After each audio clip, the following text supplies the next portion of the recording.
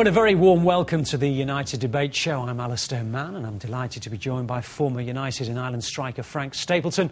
And alongside Frank, a man who's been covering Manchester United's fortune since 1958 for the Manchester Evening News, David Meek. Plenty to talk about as always, including the weekend stalemate at Villa, the trip to Spain to face Villarreal in the Champions League, and at the end of the week, the small matter of the 150th Manchester derby. Well, guys, you're very welcome. Thanks for joining us today.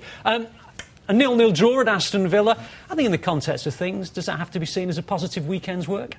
Yeah, I think so. I mean, a lot of the fans will say, hey, we're not scoring enough goals again. You know, they want a Stoke every week with all the goals flying in. But football ain't always like that, and Villa are in particularly good form. I know United over the years have got a good record there, but you know, a draw away from home is not bad, and so I think you've got to be positive about it.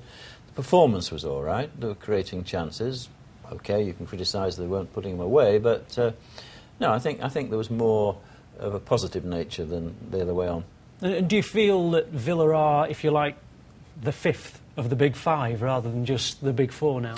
Well, yeah, I think we might be talking about Villa being in the top four, the big four, before the end of the season, because they've been threatening this for a while. Went off the boil a little bit, but I think I think Martin O'Neill's a good manager, and I think he's proved it over the years, and not just at Villa. A little bit of a setback after looking as if they were going to break into the big four, but now they seem to have come again with so. Yeah, they're an informed team, so I reckon that United could feel quite pleased with themselves. Did you share that view? Good point at Villa? Yes and no. The reason for that is, first and foremost, over the years, people look at recent results, and United have been great there. Even in the FA Cup and the semi-finals, they've got great results. But Martin O'Neill has taken Villa up another notch this season. Played 5 in midfield on Saturday, which kind of tells you a little bit how his thinking was. Thing was not to lose the game for him, and he was the home manager, but he's allowed to do that because they've got absolutely battered on other occasions. On the flip side of the coin, you're looking at United and the chances they created, especially in the early part of the game, and you're thinking, if they'd have taken those, it probably would have been another comfortable win. But overall, you know, they had a better team this year. I think in the whole context of the weekend, because Liverpool and Chelsea both drew, it's an opportunity for United to make up somewhere 2 extra points would have made a difference for them, certainly earlier in the season. But we're looking at it now, and overall you look at it and say, yeah, it was a decent enough game. And also, Aston Villa, 3 England internationals in the team. You know, that's what Martin O'Neill has done for these players. These players, all of a sudden, Agbon Lahore, he's playing. We know that Barry's he's a regular in the England team now, and Young. And so you're looking at these, and all of a sudden, there's a bit of respect there. So I agree with David on that point that they're going to push. It'll be Arsenal, I think, this year. The way things are going, they're going to push for that extra position in the top 4. You know, extraordinary, isn't it, that all the top 5 didn't manage to score a goal between them? That's got to be a first, hasn't it? Yes, I think so. Somebody was saying, what would the odds have been before the weekend on getting a bet on that? Hindsight's wonderful, isn't it? I think one of the things that did come out of it, Cristiano Ronaldo hobbled off. I think Sir Alex Ferguson described his leg as being in a mess. I mean, it would appear not that messy that he might even be available for Villarreal, but certainly you can imagine the bruising. Always that debate, isn't there? Are players of that stature, of that magnitude, protected enough? What do you feel? Well, they walk a fine line, don't they? I must admit that my sympathy goes a little bit on the side of Ronaldo. In fact, I'm not as critical as some who accuse him of diving. I think that if you're being clattered quite regularly in a rather ruthless way, you're entitled to, if you like, cheat the same as the defender's doing, and make a lot of any tackles and go to ground a little bit early. I'm not as critical as some of Ronaldo. I think it's a sort of defensive mechanism, and that he's entitled to cut corners and, all right, not play the full Corinthian spirit, but then they're not playing the Corinthian style football against him. They're clobbering him. So Do I think he's protected enough? Overall, I think yes. Yeah. I mean, when you look at his face when he's on his backside, he obviously doesn't think he's protected enough. But I think overall, the referee, more often than not, gets it right. But it is difficult for him because of the reputation that he's got, and he does go to ground. I think it's difficult for the referee because Ronaldo moves so quick with the ball at his feet.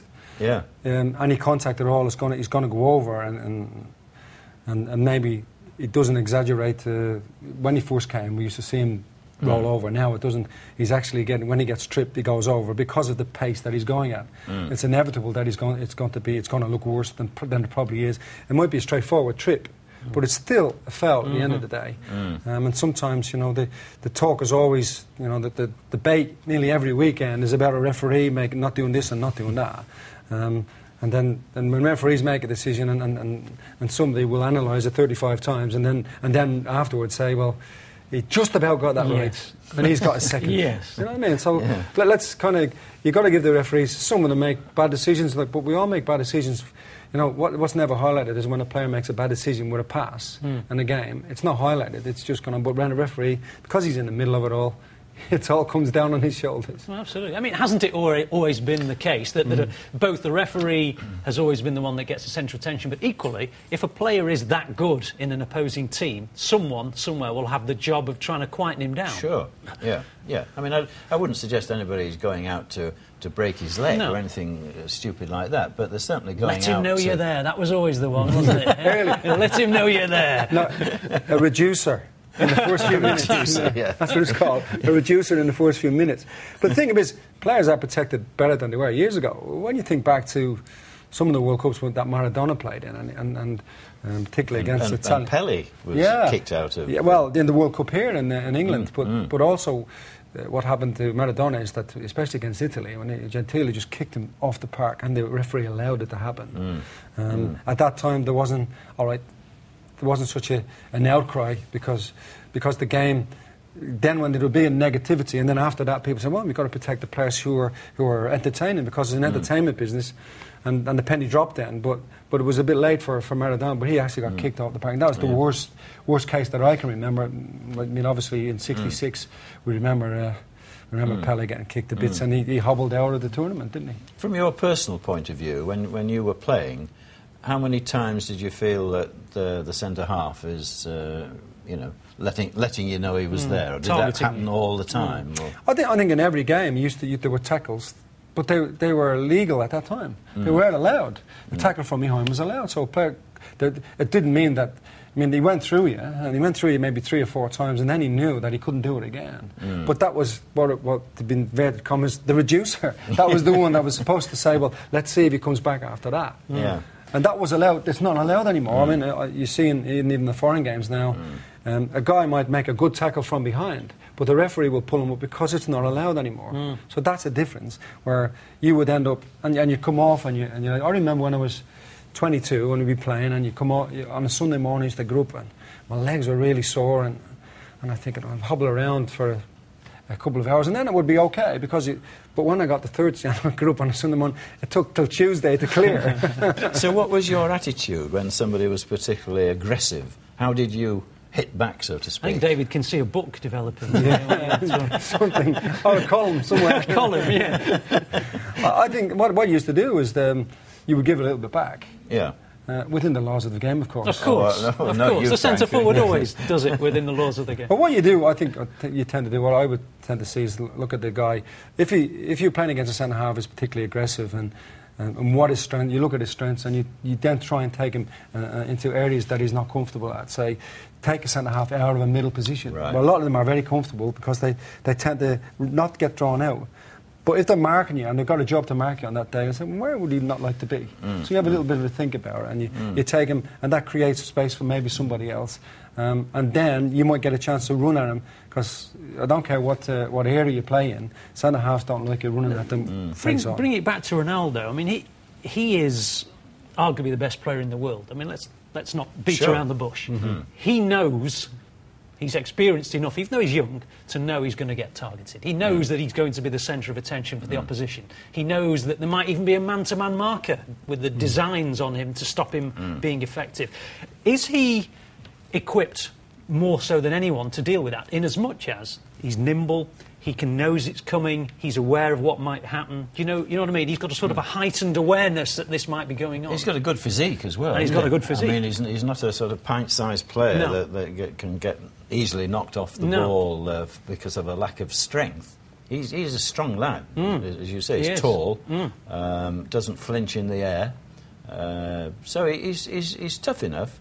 But I think Frank had his finger on it when he operates at such a speed that it just needs a touch, and if you're flying, you come down. It's like an ankle tap, isn't it? You know, there's nothing you can do about it. But he doesn't get injured. Well, his attendance record is pretty good, isn't it? Yeah, well, you look how many goals he's got for United. He's got over 100 goals already. Yeah. In maybe 1 in 3 for a wide player. It's fantastic. But it isn't even that. It's that he's not the sort of player who's out of games, or he's got a calf strain, or he doesn't get those because he's very, very strong. Yes. Right, on Saturday he's got kicked and he's going to be sore. But my feeling is that if he'll say to the manager said to him, how do you feel? Do you think he'll be okay? And if they've cleared it quick enough, I think it'll only be bruising. So he might even I be think there he wants to play. night. See, this is a part again that people won't appreciate. He's there all the time. He's coming back for more. He loves playing, and we know that. All the stuff that went on last summer, you know, it's gone now, and now he's playing for Man United again, and he's getting closer and closer back. We mustn't forget that he was injured. He had an operation. Yep. So I don't know how too far in the past, but George Best had a lot in common with him like that, because although people latch on to the fact that George finished rather early, when he was at his peak, there were about 4 or 5 seasons where he hardly missed a game, and everybody was and I assume he was targeted. Oh, absolutely, yeah.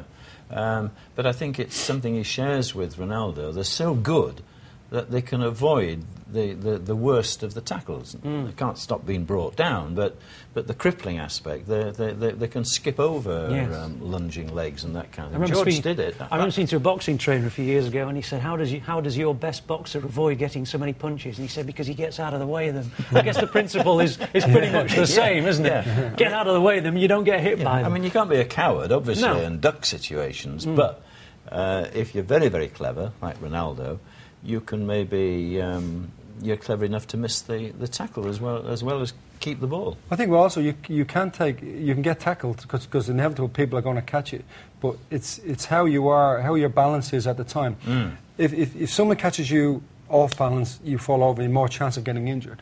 But as a player, you do know how to fall. You have to, because you would end up dislocating arms, shoulders, the lot. So what you do, the rolling itself helps you because you're taking the weight off the joint area, so you're rolling a bit. You're riding with it. Yeah, and that's what you learn. He has to, because he moves so quickly as well, and he has to, and he's a strong player. So I think that's part and parcel of it. I mean, to my mind, when you brought up George Best's name there, you always, the memory is when he played against Chelsea and Ron Harris just kicked him and he stayed on his feet. Today he'd been rolling about 20 times, but George stayed on his feet and went on to score the goal, which was fantastic in itself.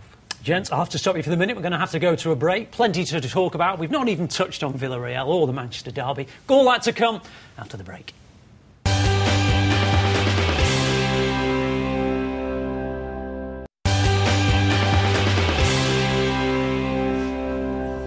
Welcome back to the United Debate Show. I've got with me David Meek, an esteemed journalist who's covered Manchester United for around 50 years, would you believe, and Frank Stapleton, former international for Ireland as well as a former United player as well. Well, gents, before the break we were talking about Cristiano Ronaldo, Aston Villa. Let's move on to Villarreal. And continue with Ronaldo. Might he even be involved tomorrow night, David? Well, I wouldn't be surprised because the point we were making before is that he's seldom injured. Brought down maybe, but not those injuries that, the manager described his leg as looking a mess. But he seems to avoid mostly the kind of injuries. Sorry. The roll of gaffer tape. There was a roll of tape just by the side of you. Get a nice accessory. Save that no problem. Tape, please. I suppose if I'd been sharp enough, I'd have... Well, yeah. Subtle nudge out of the way. You can't hide on television, David, you know that. David, Are you going to be referring to notes there? Not really. Do you want me to put it away? If you don't mind. Yeah, Thank you sure. very much. Thank you very much. That's how he gets good marks with that crib sheet.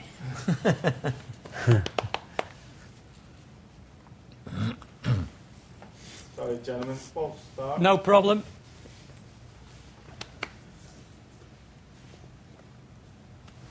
Stand by, please. This time.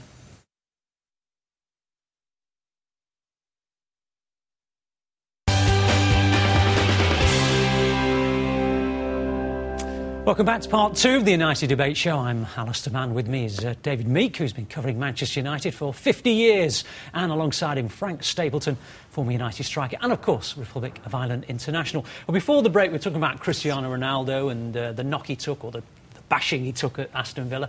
Do you think he might even be involved tomorrow night despite that? I wouldn't be surprised, because as we were talking about earlier, he very rarely gets the kind of injuries that put him out for a week or two. You know, he seems to avoid the dreaded hamstring and all that kind of stuff. I don't want to tempt fate, but he no doubt his leg will be sore. The manager describes it as a mess, but that doesn't necessarily keep you out of football, particularly if you're brave, and I don't think anybody faults Cristiano Ronaldo on that score. So it wouldn't surprise me. If he doesn't play, I think the manager's probably got more than half an eye on the derby coming up, and that he'll want him fully fit and flying for that, because the qualification in the group is pretty well assured. I don't think it's quite mathematical yet, but it's pretty well assured, and they're just playing for top spot. But I think 3 points against City is a higher priority than finishing top of the group. Would that be part of Sir Alex's thinking? At this particular week it would, yes. I think that's... but the idea, and he's done all the way along, is to take the one game at a time. You can never look beyond the next match. So his selection tomorrow won't be affected by the Manchester derby on Sunday? Yes, it will be, of course, because it's affected by everything. Right. But he has to look at players and assess them after Saturday's game. They will have been in yesterday, and he basically looked at recovery. It's just like players who came back last week from the internationals. He will look on Friday. Someone had been even... Anderson only featured late in the game on Saturday. For what reason? He travelled all the way from Brazil. Now, whether he came back after Ronaldo, they wouldn't have travelled back together, because the Portuguese national team would have travelled back. So you've got these problems, and this is what the manager's very good at assessing what players are like. Even though you'll ask a player, how do you feel? And he'll say, OK, I feel good. And then he'll go and watch him, and you think, he looks a bit sluggish today, or he looks like he's got a bit of a problem over the travelling. You know? But amazingly for me, every time is that when they come back after the internationals, Park plays. And he travels half the world. You know, I just don't understand that. But he for some reason, quite well as well. Maybe he doesn't even sleep, and that's probably why he just says, "Oh, we'll just continue," and he'll start to feel it after the weekend. But no, I think that you always have to look at the bigger picture, but at the same time, still look at the game itself. What is the team that's going to win this match, and what's available to him, considering injuries as well. Is topping the group significant, do you think? I mean, bearing in mind a lot of the runners-up in the other groups will be pretty good anyway. Yeah, I don't... At the end of the day, I don't think it makes a great deal of difference in this particular competition at this point, anyway. But I think the manager likes to have a target, and likes to keep his players ambitious, and he's not one for turning the tap on and off. So, yes, it's important, although in the overall scheme of things, not as important as we've seen before in other groups when they've perhaps struggled at the end. Yeah, I mean, there's always that home game against Aalborg as a sort of fallback position. Yes. Should things not go to plan, isn't there? Well, I just said before that he doesn't take that in consideration, but he does, because he looks at it and says, well, even if we were to fault tomorrow, we will always have the Aalborg game, and you would expect that they'd win that comfortable, without taking things too much for granted. But at the same time, he's got to look at tomorrow's game on its own merits as well. I mean, let's turn to the Manchester derby. I was looking at the United's sort of fixtures for the rest of the season. They've done the Emirates, they've done Stamford Bridge, they've done Anfield, they've done Villa Park, they'll have done the City of Manchester Stadium. That means that the title race goes to Old Trafford and games at Old Trafford, doesn't it, for the rest of this season? Yeah, I think that's a fair deduction. I mean, the manager's been making a point that it's been a tough first half of the season because they seem to have played away when they've played in Europe. And he's sort of half suggesting that, not that it's fixed, I'm sure he wouldn't suggest that, but... well, he has mentioned that before, but not on this occasion. Yeah, well, in fact, he did tell me that he said it would be helpful if there could be a representative sort of from the clubs at the meeting whenever they decide the fixtures, because I don't think they do it with the computer these days, do they? At one point, they hid behind the computer, didn't they? They said, well, right. we can't start varying the computer churns the fixtures out. But I think there's more to it with television in it nowadays, that they begin to select them. Wasn't Arsenal the same? Was it last season? Wenger said that every single time they'd had a European game, on the weekend they were away. Every single time. Yeah. So it's happened to United this season. You just have to kind of get on with it. And Do you think the same debates take place when you're Real Madrid and Barcelona, or do you think it's a specific English situation with this fixture situation? Or a specific Arsene Wenger, Alex Ferguson, I don't know. Because they do look pretty deeply into things, don't they? But going back to your point, they've had a tough first half of the season, and while the second half won't be by any means a doddle, it should be a little bit of an easier ride in the second half of the season. Well, it's more in their hands. That's what you could say. I wouldn't say it'd be easier because, as we've seen this season, with the top 4 games, I think that's going to determine more than anything, more than any other season, where the title is going to go. And all right, if United wanted a situation, I suppose they choose it where they have got all the big games. Are all at Old Trafford. But there's no guarantee. I mean, the supporters tend to think, oh, it's at Old Trafford, it's guaranteed. Nothing's guaranteed. You have to work for it every single time. It's like Saturday, the supporters say, well, we've got a great record down at Villa. Doesn't mean anything. When you go there, on any one particular Saturday, you have to go and perform and win the match. Because as Villa was saying before the game, these runs don't last forever. There's got to be a change. Why not on this match, from their point of view? But I mean, by the end of Sunday, they'll have played, 14 games? For 5 of those games to have been the 5 we mentioned, that's a big portion of big games out of the way, done, and all right, apart from Liverpool. Yes, aside, with a reasonable return. I mean, obviously Arsenal as well, I'm forgetting. But the point has to be that United have, in many ways, got things at their home, at the place they're most comfortable, at a place they don't often lose. It's got to be a good time to have those fixtures out of the way where and done. You'd think they'd be in control, or more control, as you say, in their own hands. Yeah, I think that's true, but also, you look at it, United have got a tough time coming up because they're going away and playing in this World Club Championship. Yes, indeed. They're going to be 2 games in the league behind. And again, just touch back on the 2 points that probably you could say was lost on Saturday, but nevertheless. But the Chelsea match comes up right after the FA Cup. The third round of the FA Cup's on the 3rd, the weekend of the 3rd. On the 10th, 11th that weekend, we've got the Chelsea game, which is a huge game. It's very, very quick, and I suppose in previous years, everybody's looking at the Chelsea matches just to run in to the end of the season, whether it's down at Stamford Bridge or it's at Old Trafford. This year, the Chelsea game now comes in the very first week in January. So that's done and dusted and out of the way, and you would think that they would want to get a win. But on the back of all this travelling, all the games over the Christmas period, you're into a new year, and all of a sudden the games are coming thick and fast again. So it's about getting into a groove, into a rhythm that we know that United are capable of doing. I think the manager's got a real dilemma for the Japan trip, and I've heard him sort of argue both ways. Because at one point he was saying, oh, it's so important to win the World Club Championship, it's important for our image, for our prestige, maybe financially, for the clout that they have. We really, really want to win it. And then I've also heard him talk about, I might not take everybody out there.